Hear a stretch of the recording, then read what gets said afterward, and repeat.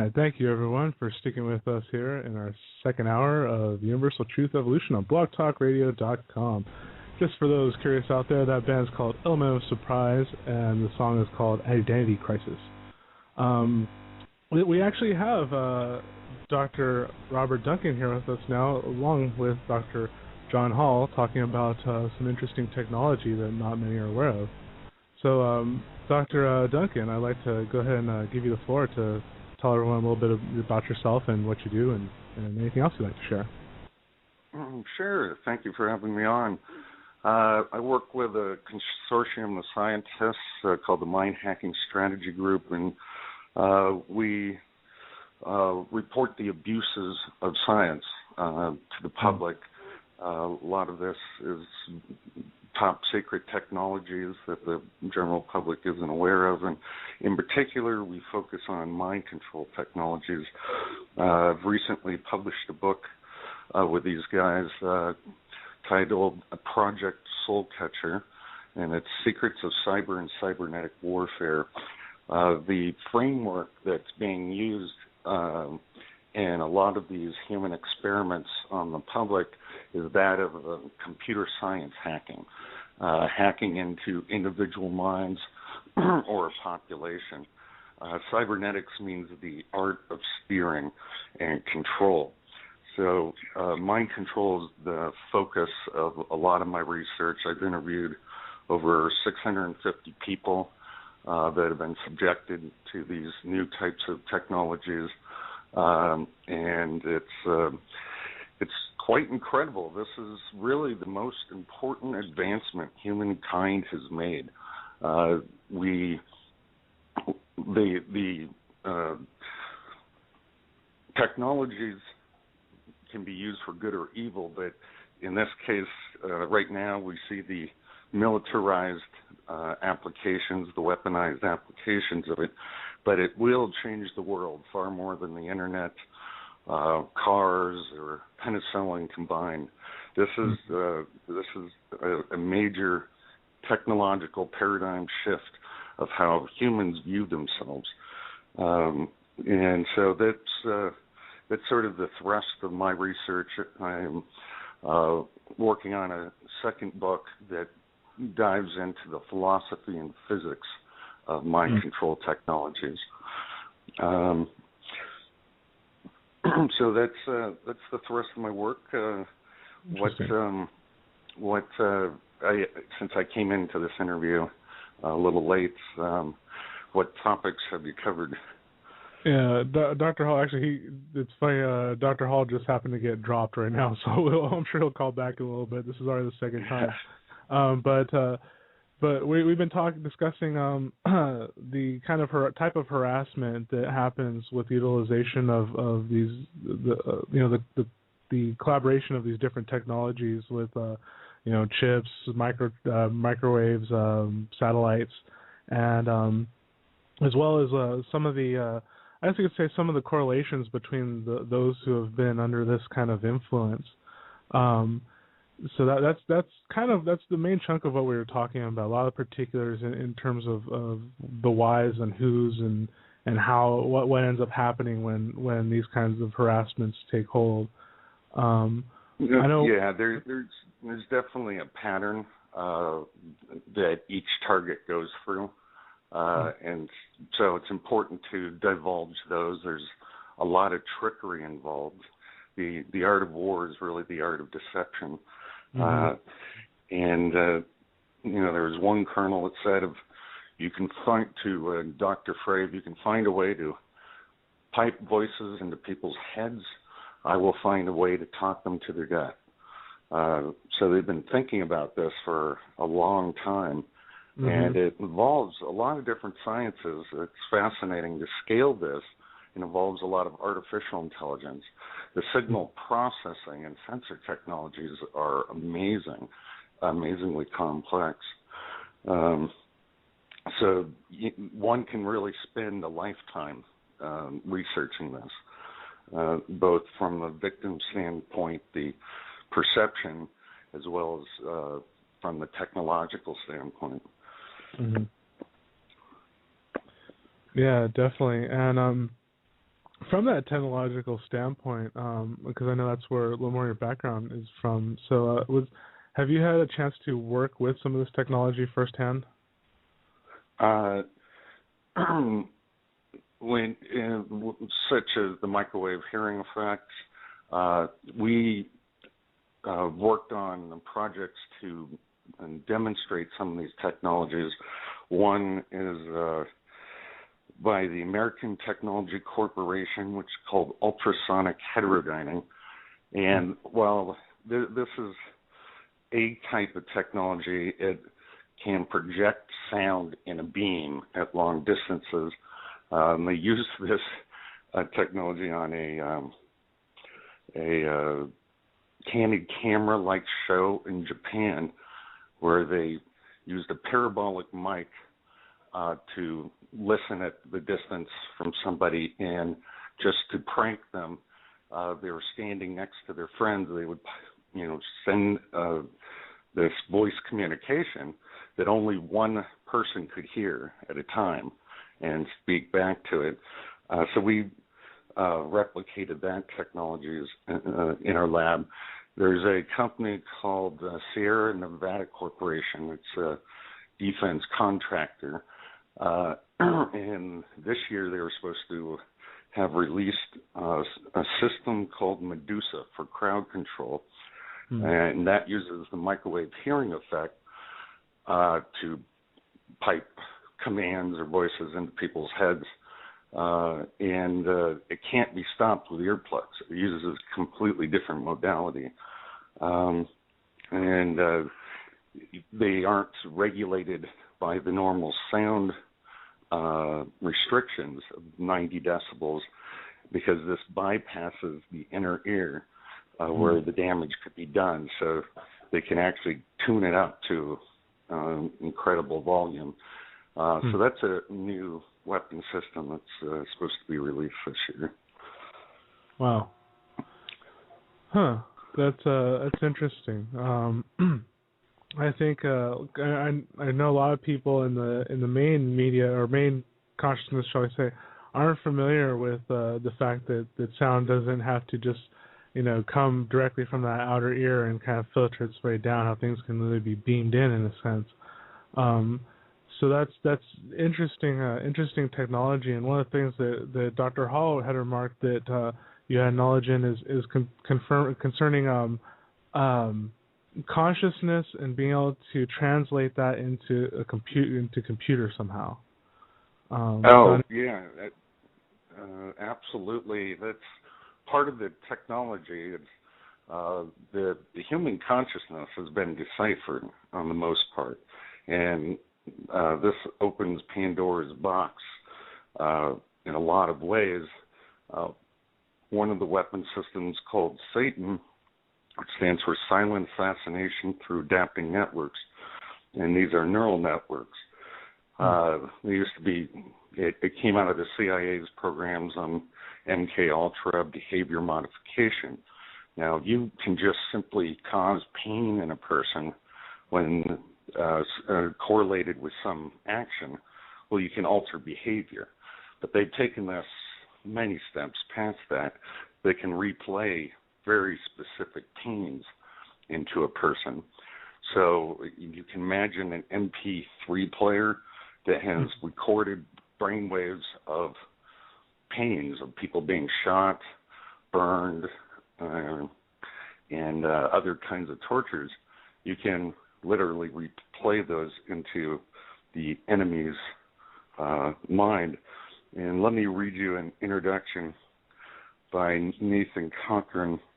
A draft government report says we will alter human evolution within 20 years by combining what we know of nanotechnology, biotechnology, IT, and cognitive sciences. The 405-page report, sponsored by the U.S. National Science Foundation and the Commerce Department, on converging technologies for improving human performance, calls for a broad-based research program to improve human performance, leading to telepathy, machine-to-human communications, amplified personal sensory devices, and enhanced intellectual capacity. Mm-hmm. So some of the studies that they're working on is the search for more earthly-based intelligence.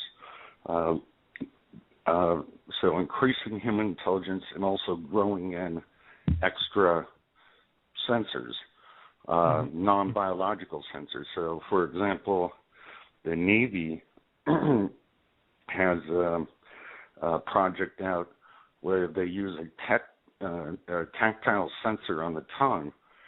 They show them images of the ocean. Let's say he's a diver, and the tactile sensors have a sonar camera attached to it. So over time, the diver learns to see in sonar with their tongue.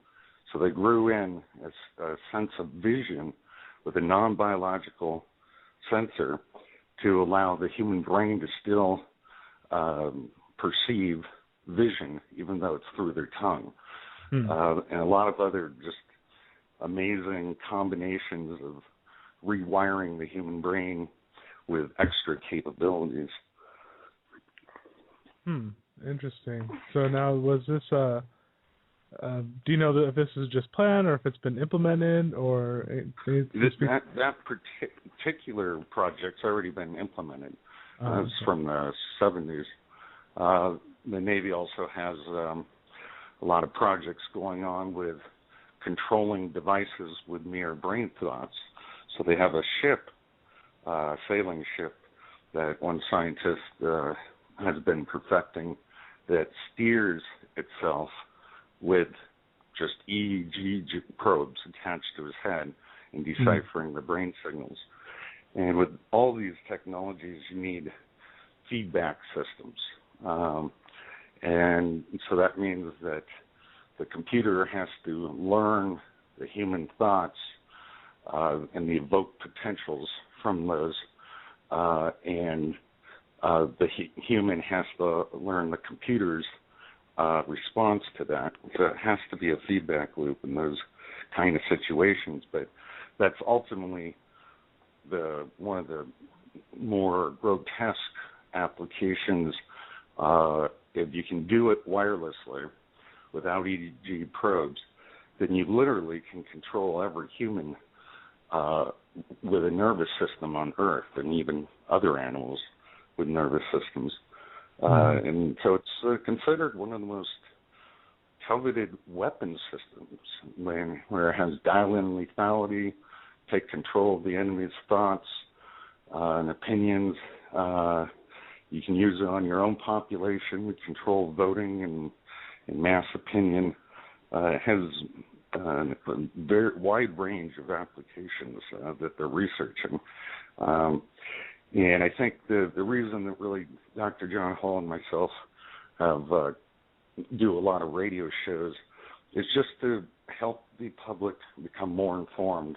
What are these technologies, that they really exist, and that the U.S. government has a long history of using humans in experimentation. And he may cover that in more depth when he gets back on.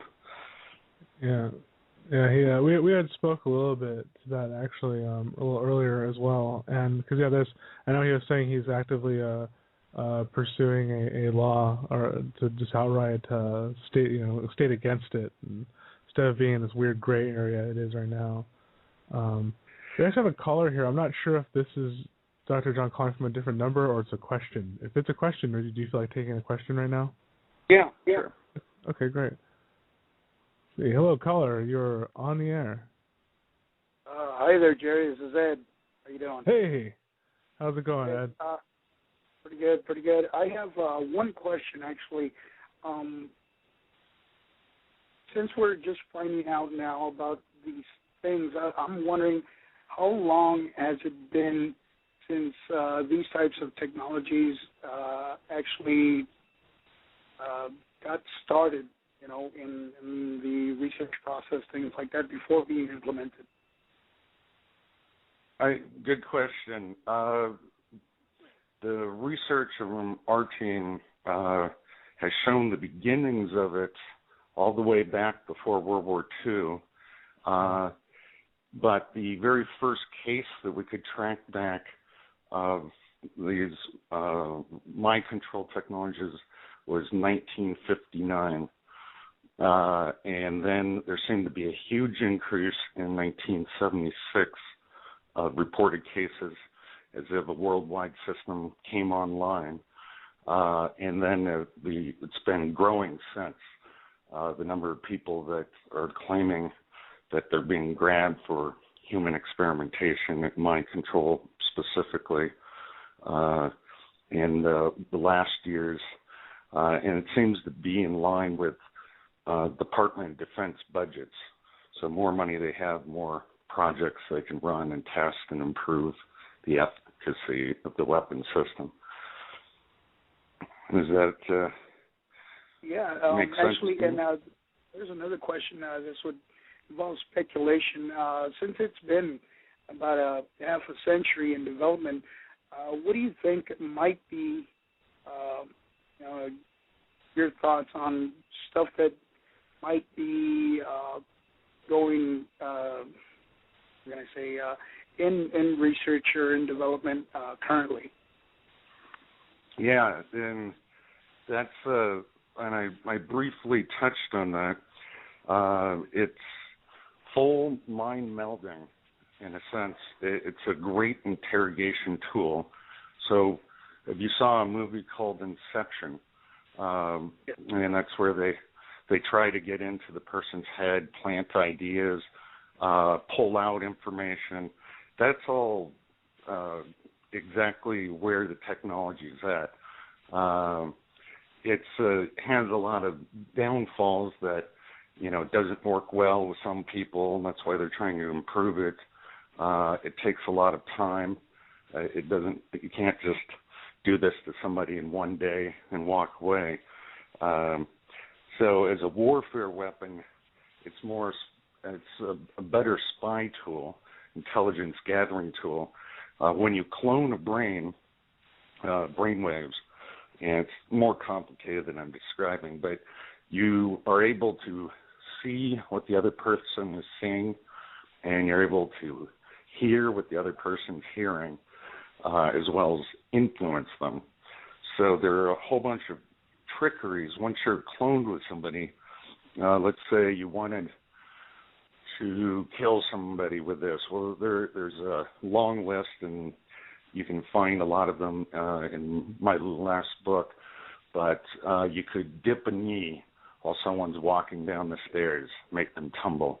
You can cause all sorts of illnesses. The CIA calls them lingering ailments, to disable the person, make them feel sick all the time, and have the symptoms of many diseases, yet not have the disease itself. And as I said, the spying is the big thing.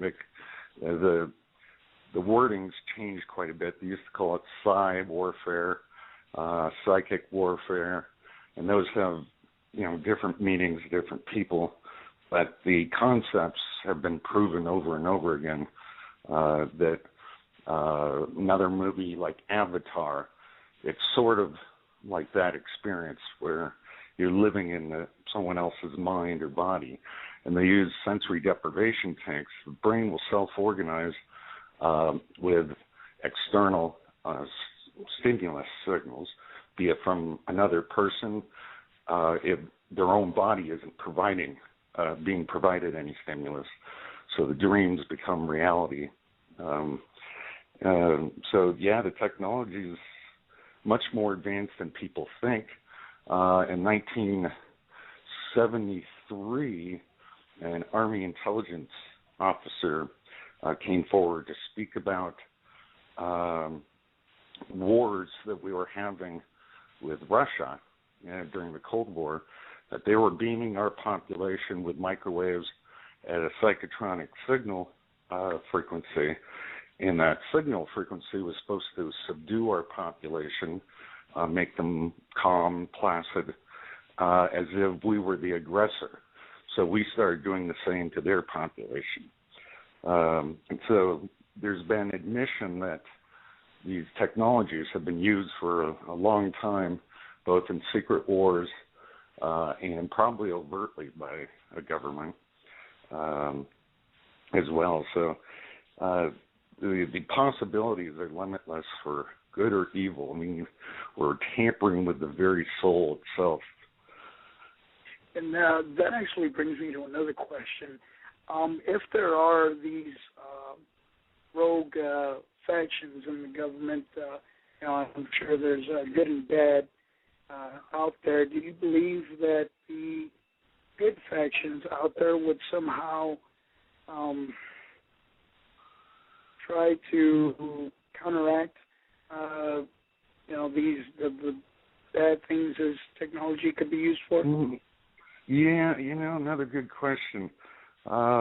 It doesn't appear that way. That the systems of control, of command to these factions, which I wouldn't even call rogue. I think that they've been in place for so long that they really don't need to abide by any laws. If you read some of the secret laws in human experimentation, there are loopholes with everything. And this is sort of the George Bush lawyers, John Yoo and Beebe. They wrote up the torture memos and the law surrounding that. And it basically boiled down to, as long as you're not enjoying torturing the person, then it's not torture, that it's for another purpose. So that opens it up to pretty much anything. And there are many other laws written that way. You can, in time of war, you can grab anybody and make them join the army. And we're always at some war or another, so that leaves it kind of broad. And what does that mean, joining? Well, it's with mind control, they literally can create Manchurian candidates at any time. And that's been in the works for a long time, is creating these remote-controlled soldiers, or psychobombs, as they're called. As for, expanding on that, do you believe that perhaps other governments could somehow have access to this type of technology or something similar that might be keeping track of what it is that we're doing, and perhaps implementing that themselves or using it against people that...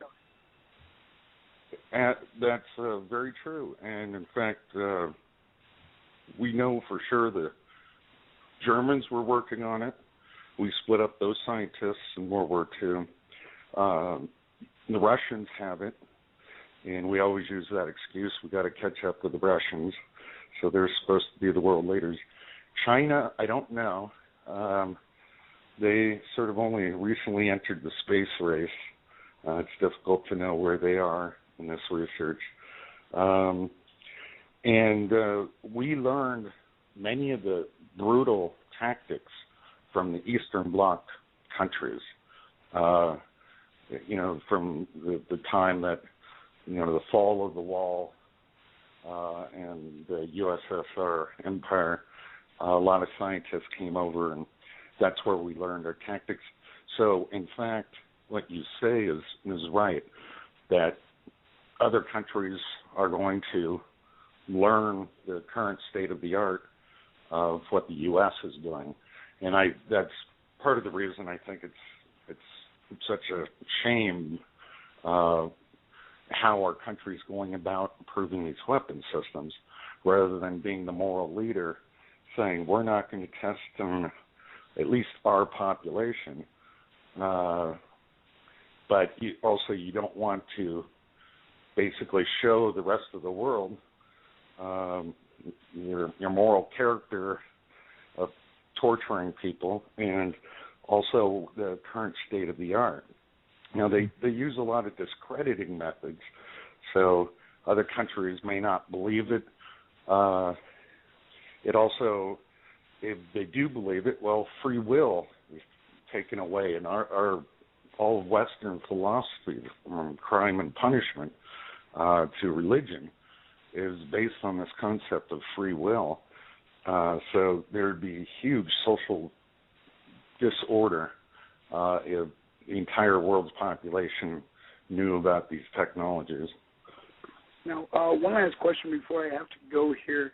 I was wondering if you could perhaps give me your thoughts on the possibility of this type of technology being utilized in Cairo with the whole political situation going on there. At which level? I'm sorry?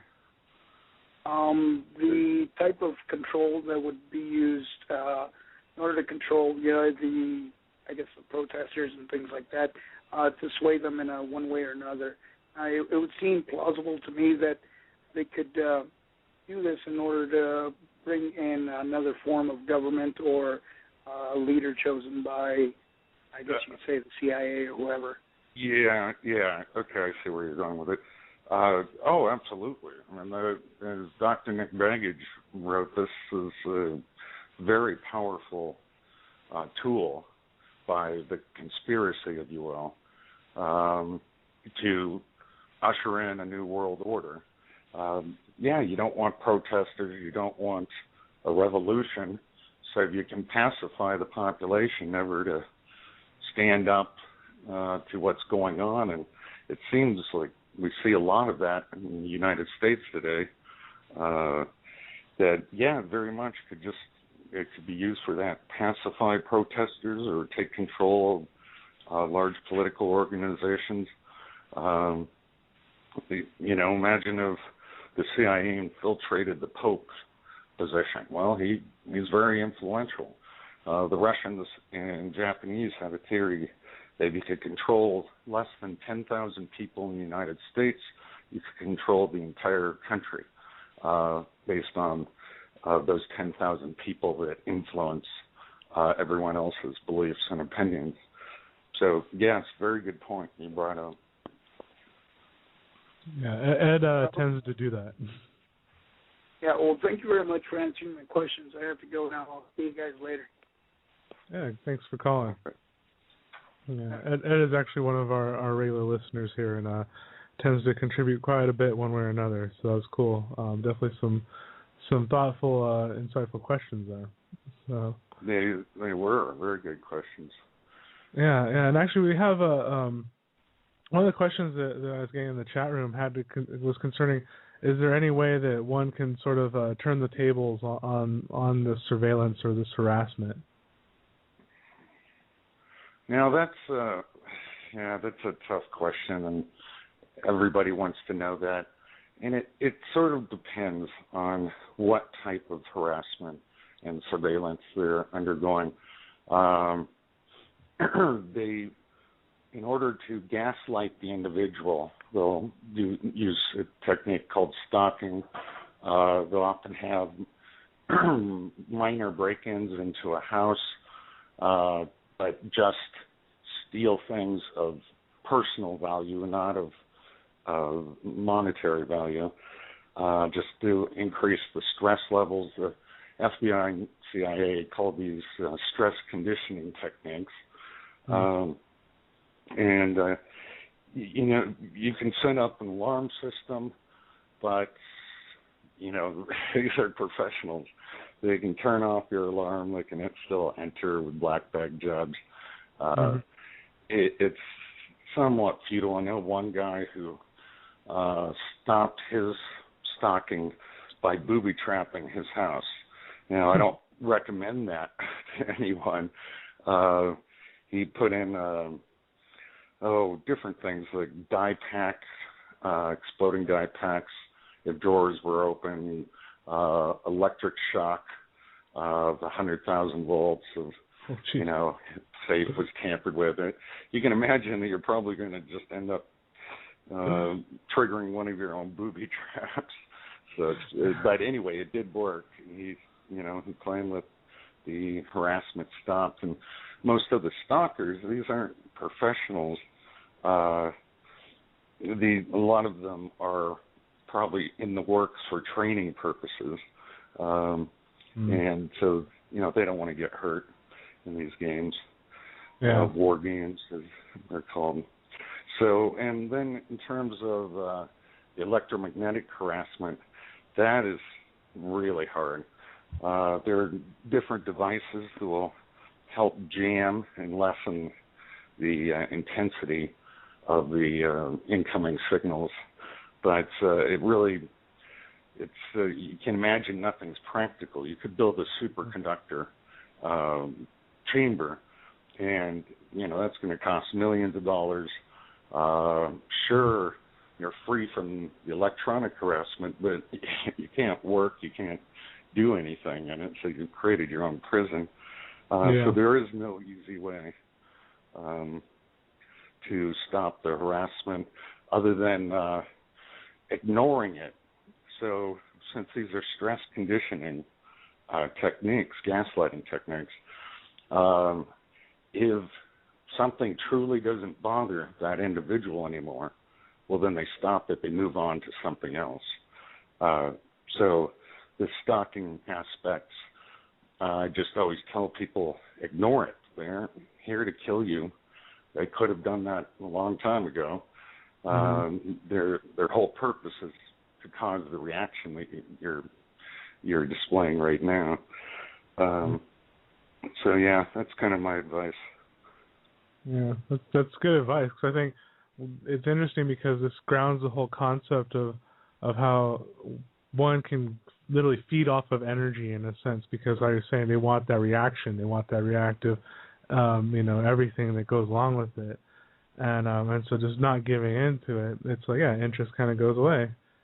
So and that's similar to the part of the breakdown of the personality was done by Dr. Ewan Cameron, head of his field in psychiatry. He took a few patients with mild depression and brainwashed them. And washing means completely erasing their personality. Now, he used electroshock and drugs and something that's interesting called two-track tapes that would say, your mother hates you, just a bunch of negative things over and over again while they're sleeping with these helmets on.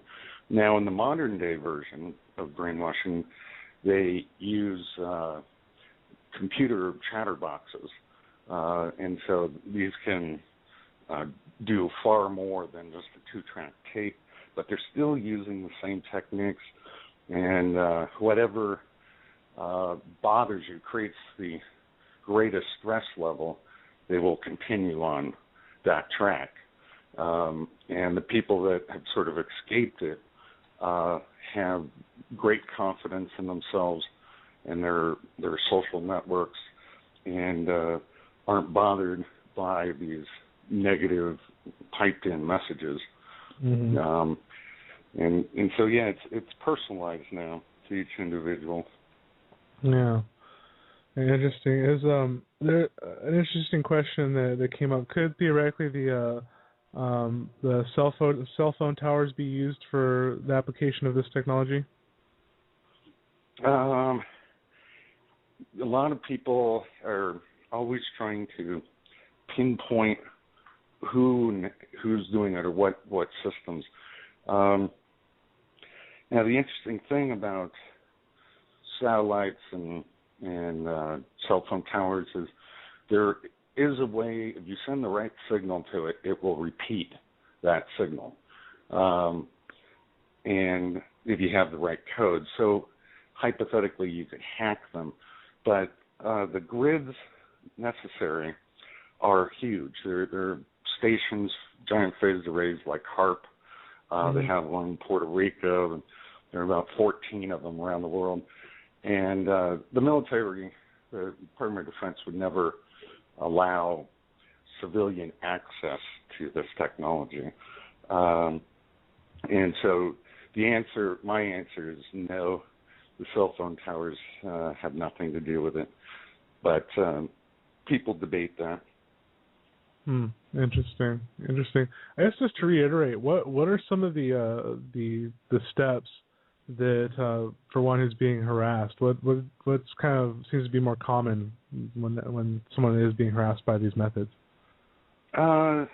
So common is noticing correlations to your events. Let's say you live in an apartment building, and a lot of people are targeted, live in large cities and apartment buildings. And when you go to flush your toilet, your neighbor does the same. And this pattern of every time you do some specific thing, you hear someone else doing it, or they slam a door. And that's a form of gaslighting. It's hard to explain who would be surveilling an average citizen at such great expense. But they have the budgets. Only a large crime organization or a corrupt government could do that. And then, and depending on the particular project, they'll eventually hear a tinnitus sound, and that tinnitus sound will turn into two-way communication with the attacker. And so those are sort of the basic steps that it seems to be pretty common with everybody in the group. There are a lot of specifics, and Dr. John Hall is probably better at answering those. It's been a while since I've interviewed specific targets. So can someone be a target and have this influence going on without them not knowing? Yes, absolutely. But what can that person do? They simply wouldn't know any better. Yeah, they wouldn't know. They wouldn't know. That's the one of just the creepy aspects of mind control. Not being able to tell your own thoughts, desires, and feelings from those injected. And one colonel who was working on this technology, it was called psychotronics at the time. He said with 5 channels, the target feels synthetic influence. At 12, it feels like an alien influence, and at 15, it's they cannot distinguish their own thoughts from those injected. So yeah, it depends on the level of technology being used on the person, and in the worst case scenario, maybe we all are being influenced and controlled, and subliminal messages are being piped into our dreams and our heads. Now, hopefully, it's not that bad, and it's they're just working on targeting specific individuals, which makes the weapon system much more powerful than just blanketing over a population. Yeah, and somehow I think just in relation to how society is going these days, knowing our government, they would offer that up for commercial time to Coke or something. So it's like maybe that exchange maybe that explains all the Justin Bieber fans or something. Who knows?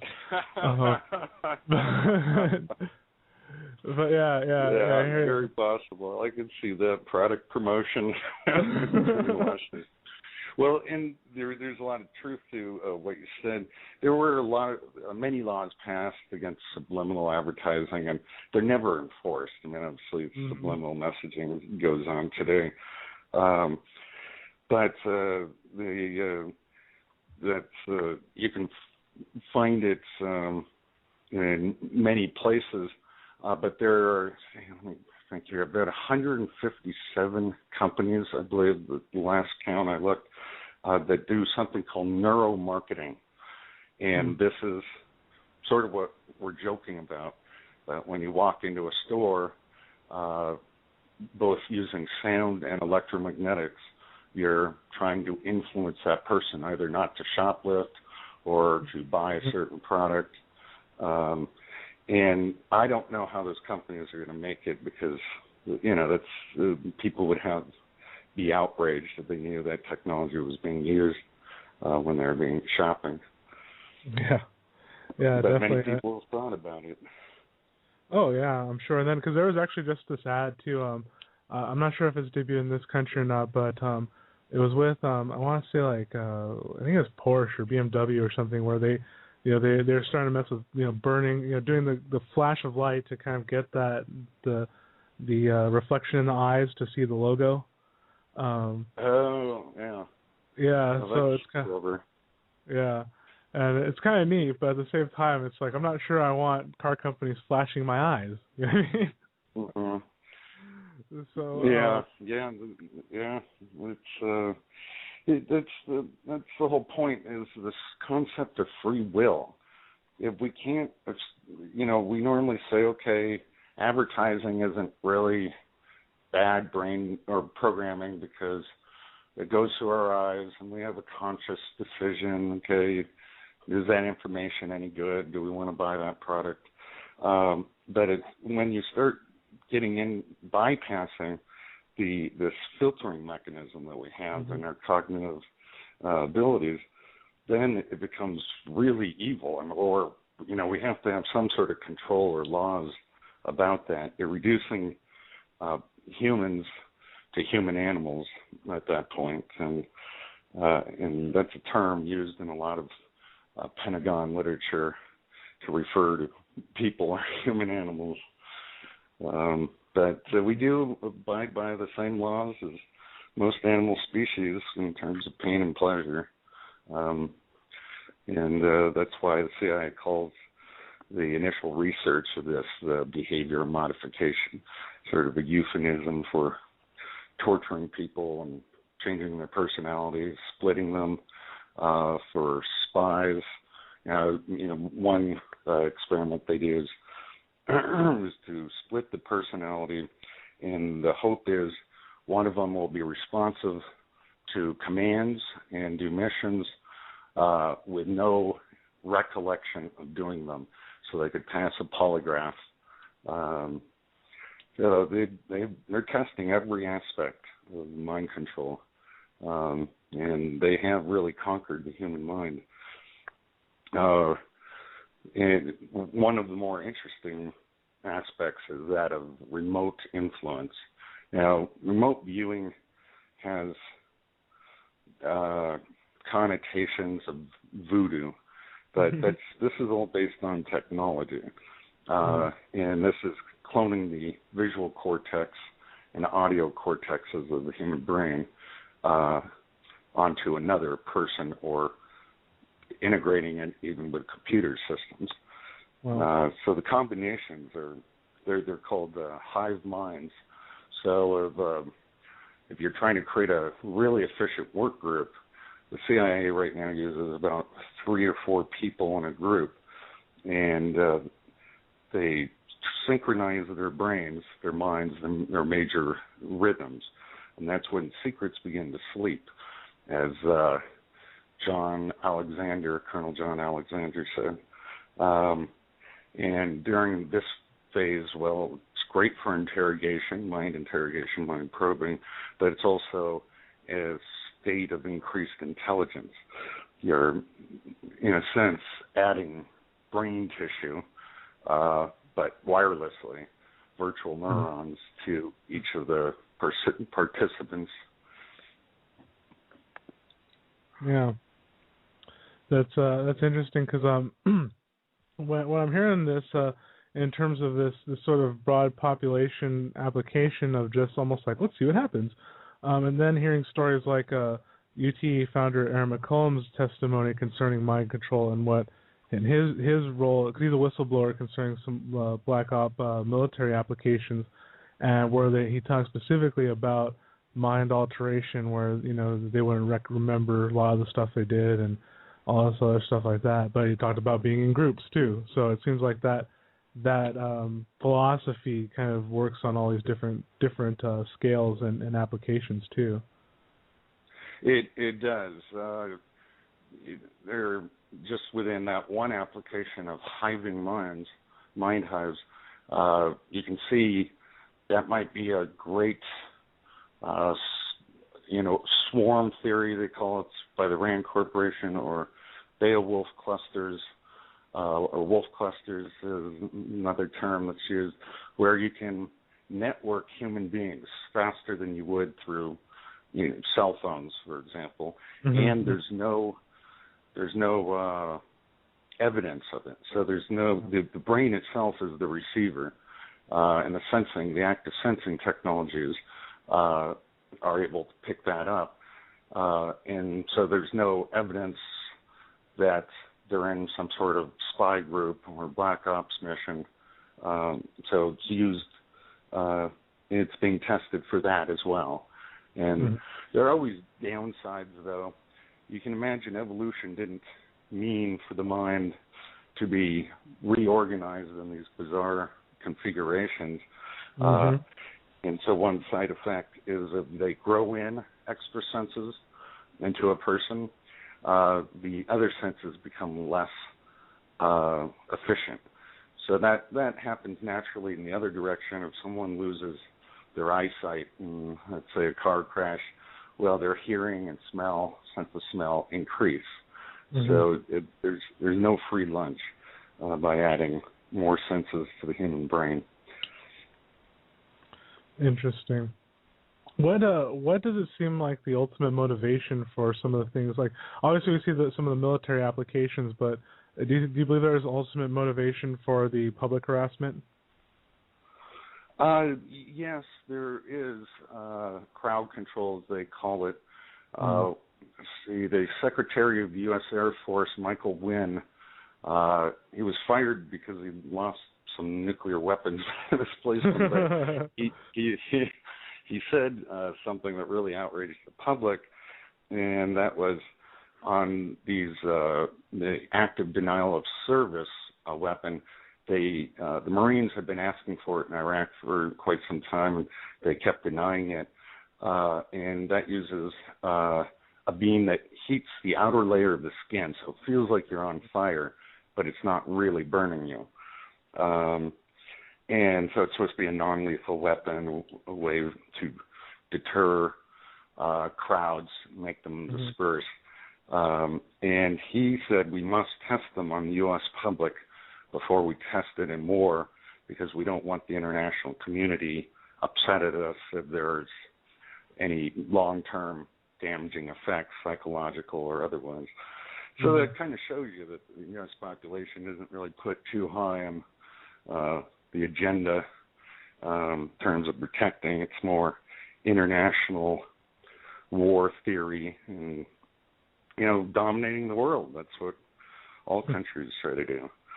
And so, the crowd control aspect. There was another incident. I think it was Greenpeace was protesting something, and all of them started just feeling like nauseous and sick, and they couldn't explain it, but that sounds like a microwave weapon being used on them.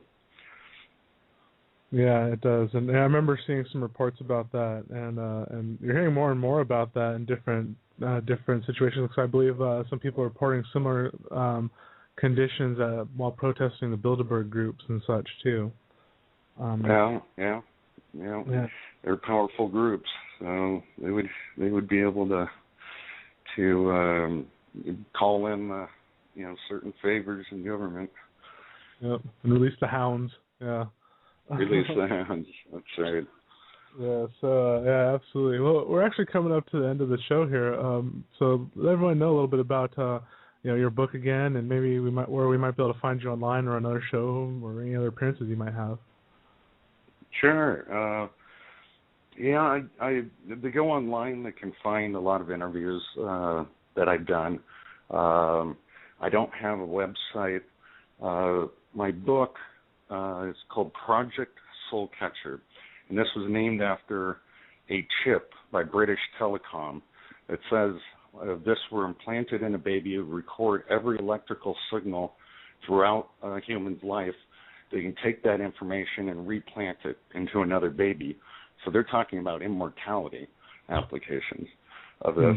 So I named the book Project Soul Catcher: Secrets cyber and cybernetic warfare, which talks about how hackers get into computer systems, but the equivalent in mind hacking and how that works. You can find that on Amazon.com or request it from your local bookstore, and they can get it. And it's doing pretty well. Great.